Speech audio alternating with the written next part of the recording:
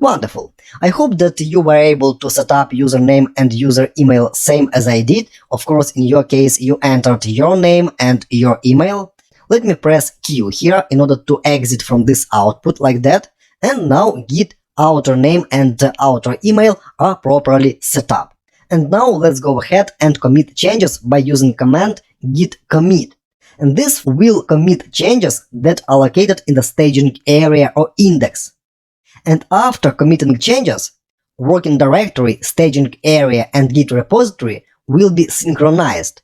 And in our example, file called 1.txt will be present in all three areas: working directory, staging area, and Git repository.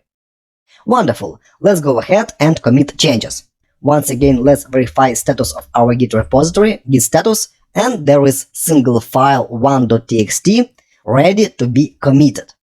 Let's enter here git commit command, and after commit let's add option -m that stands for message, because every commit requires commit message. And after space in double quotes or single quotes, let's enter commit message. And you could enter whatever you want. I'll enter first awesome commit, like that. Closing double quote, and let's now press enter. And you should see similar output as I see here. I see that first awesome commit was just created. Here I see outer, here is my name and here is my email. They were taken from the git config that we just adjusted. Here is SHA-1 actually first few characters of the commit object. And here I see that one file was changed, and there was one line, one insertion that was added to this file. Alright, now if I enter git status, I will see that there is nothing to commit.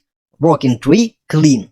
It means that now working directory, our folder git repository, with file 1.txt, staging area, and git repository.git folder are fully synchronized, and there are no changes to commit. And I am still on the branch main. Great, that's how we just committed changes in our Git repository. And by the way, if you enter now git branch command, you should see single branch on the list main. And there is currently checked out branch where we currently work, and all current commits are created in this currently checked out branch. Let's press Q to exit from this output. And that's it for committing changes in Git repository.